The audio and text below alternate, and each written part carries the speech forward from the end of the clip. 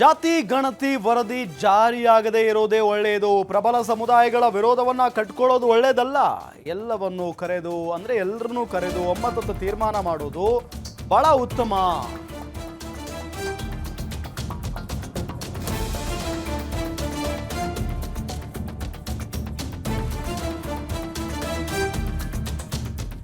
ಎಲ್ಲರನ್ನ ಕರೆದು ಒಮ್ಮತದ ನಿರ್ಧಾರ ಮಾಡೋದಿದೆಯಲ್ಲ, ಅದು ಬಹಳ ಉತ್ತಮ. ರಿಪೋರ್ಟ್ ಬಗ್ಗೆ ಹಲವು ಶಾಸಕರು ವಿರೋಧ ಮಾಡ್ತಾ ಇದ್ದಾರೆ ಅಂತ ಹೇಳಿ ಶಿವಮೊಗ್ಗದಲ್ಲಿ ಬೇಳೂರು ಗೋಪಾಲಕೃಷ್ಣ ಹೇಳಿಕೆಯನ್ನ ಕೊಟ್ಟಿದ್ದಾರೆ.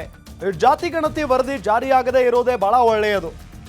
ಪ್ರಬಲ ಸಮುದಾಯಗಳ ವಿರೋಧ ಕಟ್ಕೊಳ್ಳೋದು ಒಳ್ಳೆಯದಲ್ಲ. ಕಾಂಗ್ರೆಸ್ ಪಕ್ಷಕ್ಕೆ ಎಲ್ಲವರನ್ನೂ ಕರೆದು ಒಮ್ಮತದ ತೀರ್ಮಾನವನ್ನ ಮಾಡೋದಿದೆಯಲ್ಲ, ಅದು ಬಹಳ ಉತ್ತಮ ನಿರ್ಧಾರ ಆಗುತ್ತೆ. ರಿಪೋರ್ಟ್ ಬಗ್ಗೆ ಹಲವು ಶಾಸಕರು ಈಗಾಗಲೇ ವಿರೋಧ ಮಾಡಿದ್ದಾರೆ.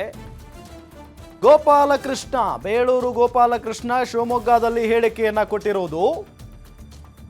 ಈಗಾಗಲೇ ಸ್ವಪಕ್ಷದಲ್ಲೂ ಕೂಡ ಕಾಂಗ್ರೆಸ್ನಲ್ಲಿ ಇರುವಂತ ಪ್ರಬಲ ಸಮುದಾಯದ ಲಿಂಗಾಯತ ಮತ್ತು ಒಕ್ಕಲಿಗ ಸಮುದಾಯದ ಶಾಸಕರು ಕೂಡ ಈ ಜಾತಿ ಗಣತಿ ವರದಿ ವಿಚಾರಕ್ಕೆ ಸಂಬಂಧಪಟ್ಟಂತೆ ವಿರೋಧ ವ್ಯಕ್ತಪಡಿಸ್ತಾ ಇದ್ದಾರೆ. ಹಾಗಾಗಿ ಪ್ರಬಲ ಸಮುದಾಯದ ಶಾಸಕರನ್ನ ವಿರೋಧ ಕಟ್ಕೊಳ್ಳೋದು ಒಳ್ಳೆಯದಲ್ಲ ಅನ್ನೋ ನಿಟ್ಟಿನಲ್ಲಿ ಶಿವಮೊಗ್ಗದಲ್ಲಿ ಬೇಳೂರು ಗೋಪಾಲಕೃಷ್ಣ ಹೇಳಿಕೆಯನ್ನ ಕೊಟ್ಟಿದ್ದಾರೆ.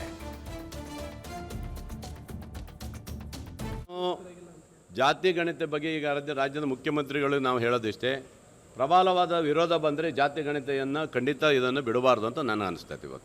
ಯಾಕಂದರೆ ಬೇರೆ ಬೇರೆ ವರ್ಗದವ್ರನ್ನ ವಿರೋಧ ಹಾಕ್ಕೊಂಡು ಮಾಡೋಕ್ಕಿಂತ ಹೆಚ್ಚಾಗಿ ಇನ್ನೊಂದು ಸರಿ ಚರ್ಚೆ ಮಾಡಿ ಎಲ್ಲ ಸಂಪುಟ ಸಭೆ ಕರಿಬೇಕು, ಶಾಸಕರನ್ನು ಕರಿಬೇಕು, ಮುಂದಿನ ನಿರ್ಧಾರಗಳನ್ನು ಮಾಡೋಕ್ಕಿಂತ ಮುಂಚೆ ನಮ್ಮನ್ನೆಲ್ಲರನ್ನು ಕರೆದು ಒಮ್ಮತದ ಒಂದು ತೀರ್ಮಾನ ಮಾಡೋದು ಒಳ್ಳೆಯದು ಅಂತ ನನಗೆ ಅನಿಸ್ತೈತೆ.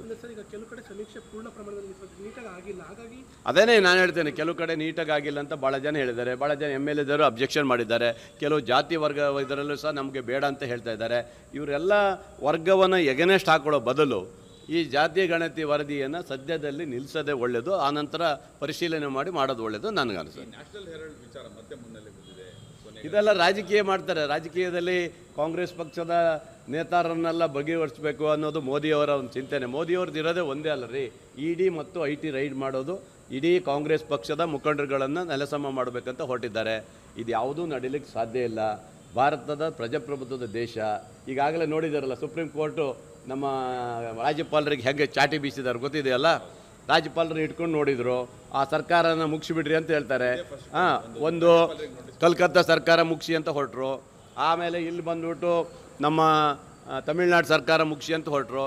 ಕರ್ನಾಟಕದಲ್ಲಿ ಬಂದ್ಬಿಟ್ಟು ಇಲ್ಲಿ ಈ ಸರ್ಕಾರವನ್ನು ಮುಗಿಸಿ ಅಂತ ಕಳಿಸಿದರು. ಇದು ಯಾವುದೂ ನಡೀಲಿಕ್ಕೆ ಸಾಧ್ಯ ಇಲ್ಲ. ಪ್ರಜಾಪ್ರಭುತ್ವದ ವ್ಯವಸ್ಥೆಯಲ್ಲಿ ಸರ್ಕಾರಗಳು ತಮ್ಮ ಹಿಡಿತದಲ್ಲಿ ನಡೀತಾವೆ.